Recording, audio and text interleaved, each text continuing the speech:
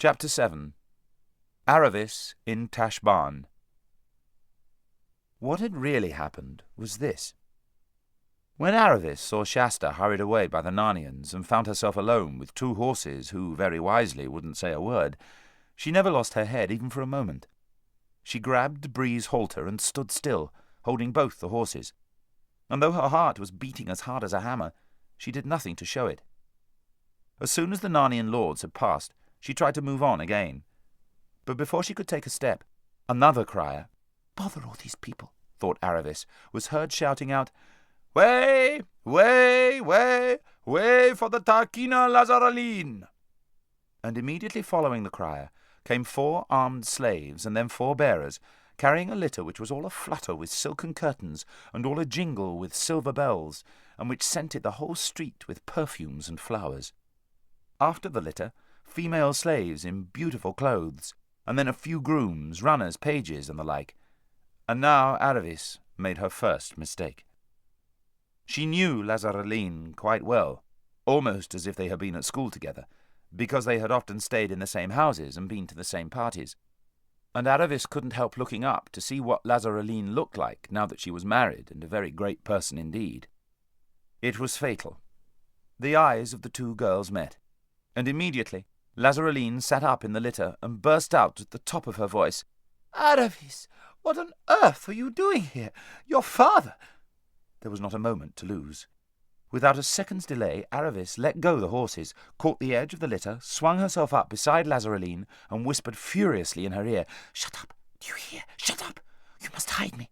Tell your people—" "But, darling," began Lazareline in the same loud voice. She didn't in the least mind making people stare. In fact, she rather liked it. "Do what I tell you, or I'll never speak to you again," hissed Aravis. "Please, please be quick, lass. It's frightfully important. Tell your people to bring those 2 horses along. Pull all the curtains of the litter, and get away somewhere where I can't be found. And do hurry." "All right, darling," said Lazareline in her lazy voice. "Here, 2 of you take the Tarquino's horses." This was to the slaves. "And now home." "I say, darling, do you think we really want the curtains drawn on a day like this? I mean to say—" But Aravis had already drawn the curtains, enclosing Lazareline and herself in a rich and scented but rather stuffy kind of tent. "I mustn't be seen," she said. "My father doesn't know I'm here. I'm running away." "My dear, how perfectly thrilling," said Lazareline. "I'm dying to hear all about it. Oh, darling, you're sitting on my dress. Do you mind?" "That's better. It is a new one. Do you like it? I got it at—" "Oh, lass, do be serious," said Aravis. "Where is my father?" "Didn't you know?" said Lazareline. "He's here, of course. He came to town yesterday, and is asking about you everywhere. And to think of you and me being here together, and his not knowing anything about it. It's the funniest thing I've ever heard." And she went off into giggles. She always had been a terrible giggler, as Aravis now remembered. "It isn't funny at all," she said. "It's dreadfully serious. Where can you hide me?" "No difficulty at all, my dear girl," said Lazareline. "I'll take you home. My husband's away, and no one will see you." "Phew! It's not much fun with the curtains drawn. I want to see people. There's no point in having a new dress on if one's to go about shut up like this." "I hope no one heard you when you shouted out to me like that," said Aravis. No, of course, darling," said Lazareline absent-mindedly. "But you haven't even told me yet what you think of the dress." "Another thing," said Aravis. "You must tell your people to treat those 2 horses very respectfully. That's part of the secret. They're really talking horses from Narnia." "Fancy," said Lazareline. "How exciting. And, oh, darling, have you seen the barbarian queen from Narnia? She's staying in Tashbaan at present. They say Prince Rabadash is madly in love with her. There have been the most wonderful parties and hunts and things all this last fortnight. I can't see that she's so very pretty myself, but some of the Narnia men are lovely.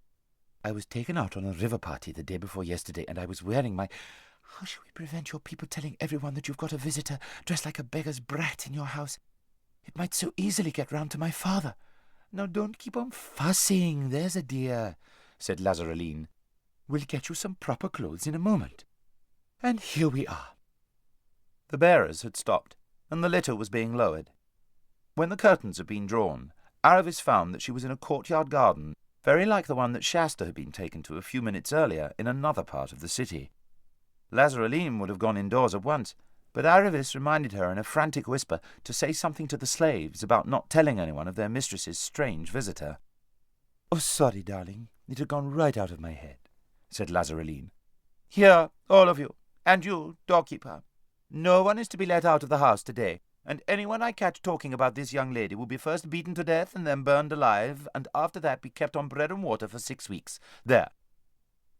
Although Lazareline had said she was dying to hear Aravis's story, she showed no sign of really wanting to hear it at all.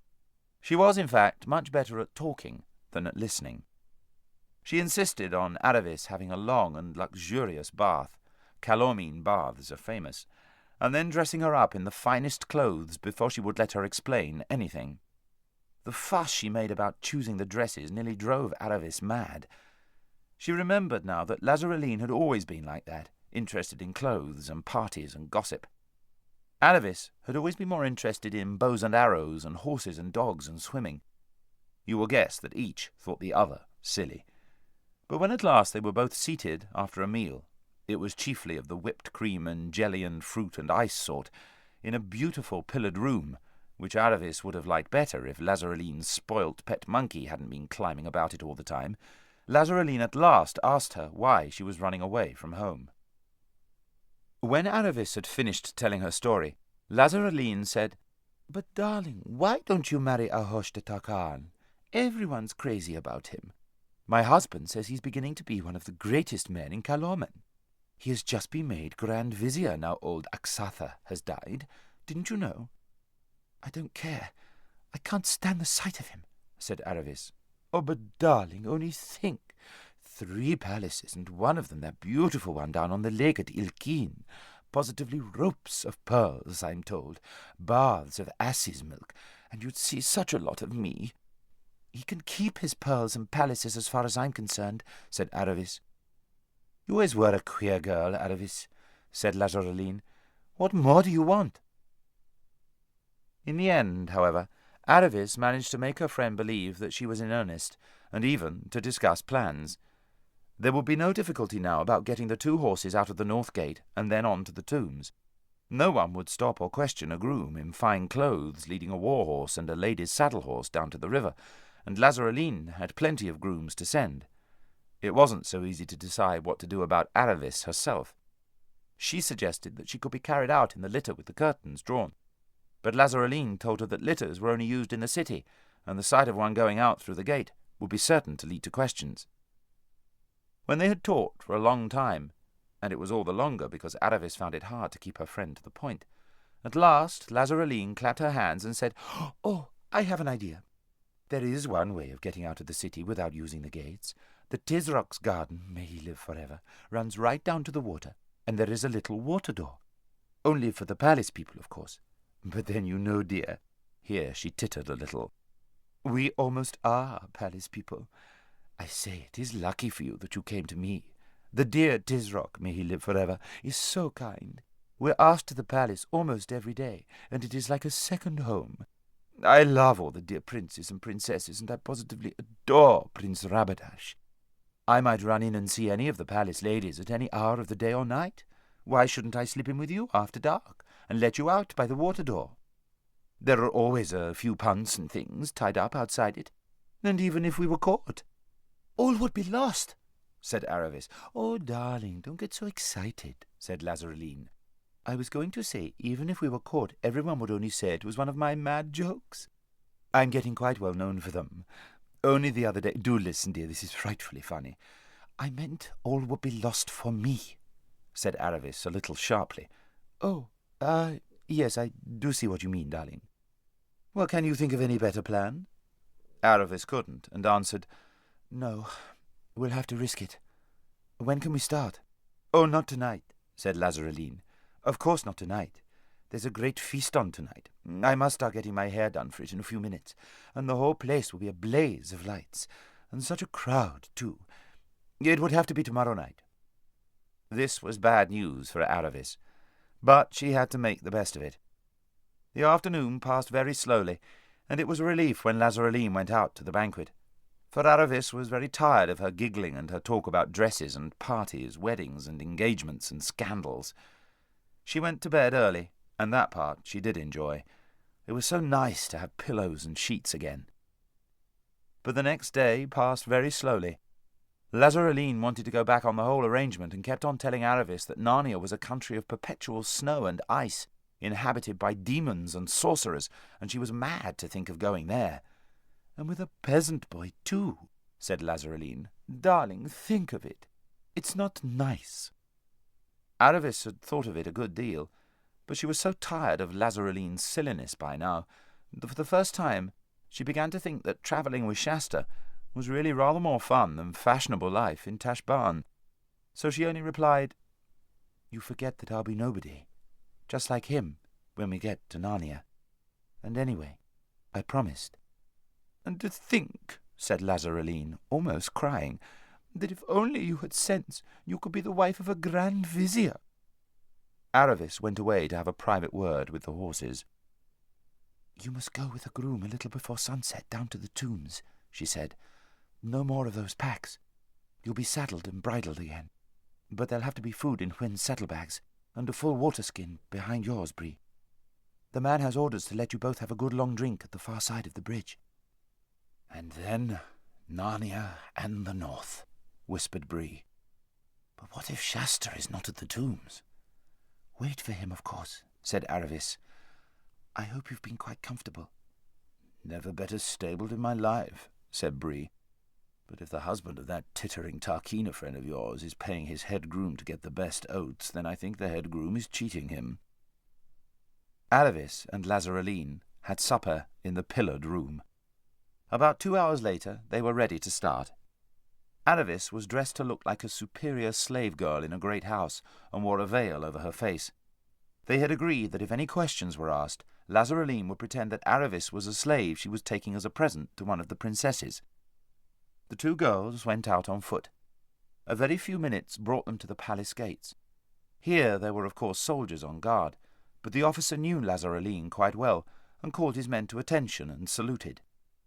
They passed at once into the hall of black marble. A fair number of courtiers, slaves, and others were still moving about here, but this only made the two girls less conspicuous. They passed on into the hall of pillars, and then into the hall of statues, and down the colonnade, passing the great beaten copper doors of the throne-room. It was all magnificent beyond description, what they could see of it in the dim light of the lamps. Presently they came out into the garden court, which sloped downhill in a number of terraces. On the far side of that they came to the old palace. It had already grown almost quite dark, and they now found themselves in a maze of corridors lit only by occasional torches fixed in brackets to the walls. Lazareline halted at a place where you had to go either left or right. "Go on, do go on," whispered Aravis, whose heart was beating terribly, and who still felt that her father might run into them at any corner. "I'm just wondering," said Lazareline. "I'm not absolutely sure which way we go from here. I think it's the left. Yes, I'm almost sure it's the left. Oh, what fun this is!" They took the left-hand way and found themselves in a passage that was hardly lit at all, and which soon began going down steps. "It's all right," said Lazareline. "I'm sure we're right now. I remember these steps." But at that moment a moving light appeared ahead. A second later there appeared from round a distant corner the dark shapes of two men walking backward and carrying tall candles. And of course it is only before royalties that people walk backward. Aravis felt Lazareline grip her arm, that sort of sudden grip which is almost a pinch, and which means that the person who is gripping you is very frightened indeed. Aravis thought it odd that Lazareline should be so afraid of the Tisroc if he were really such a friend of hers. But there was no time to go on thinking. Lazareline was hurrying her back to the top of the steps, on tiptoes and groping wildly along the wall. "Here's the door," she whispered. "Quick!" They went in, drew the door very softly behind them, and found themselves in pitch darkness. Aravis could hear by Lazareline's breathing that she was terrified. "Tush preserve us," whispered Lazareline. "What shall we do if he comes in here? Can we hide?" There was a soft carpet under their feet. They groped forward into the room and blundered onto a sofa. Let's lie down behind it, whimpered Lazareline. Oh, I do wish we hadn't come. There was just room between the sofa and the curtained wall, and the two girls got down. Lazareline managed to get the better position and was completely covered. The upper part of Aravis's face stuck out beyond the sofa, so that if anyone came into that room with a light and happened to look in exactly the right place, they would see her. But of course, because she was wearing a veil, what they saw would not at once look like a forehead and a pair of eyes. Aravis shoved desperately to try to make Lazareline give her a little more room, but Lazareline, now quite selfish in her panic, fought back and pinched her feet. They gave it up and lay still, panting a little. Their own breath seemed dreadfully noisy, but there was no other noise. "Is it safe?" said Aravis at last in the tiniest possible whisper. "I think so," began Lazareline, "but my poor nerves—" And then came the most terrible noise they could have heard at that moment, the noise of the door opening. And then came light, and because Aravis couldn't get her head any further in behind the sofa, she saw everything. First came the two slaves, deaf and dumb, as Aravis rightly guessed, and therefore used at the most secret councils, walking backward and carrying the candles. They took up their stand, one at each end of the sofa. This was a good thing, for of course it was now harder for anyone to see Aravis once a slave was in front of her, and she was looking between his heels. Then came an old man, very fat, wearing a curious pointed cap, by which she immediately knew that he was the Tisroc. The least of the jewels with which he was covered was worth more than all the clothes and weapons of the Narnian lords put together, but he was so fat and such a mass of frills and pleats and baubles and buttons and tassels and talismans that Aravis couldn't help thinking the Narnian fashions, at any rate for men, looked nicer.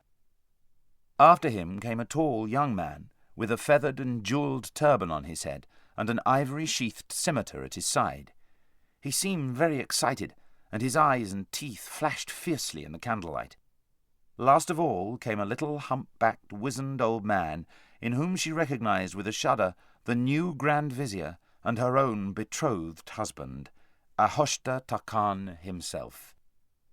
As soon as all three had entered the room and the door was shut, the Tisroc seated himself on the divan with a sigh of contentment. The young man took his place standing before him, and the Grand Vizier got down on his knees and elbows and laid his face flat on the carpet.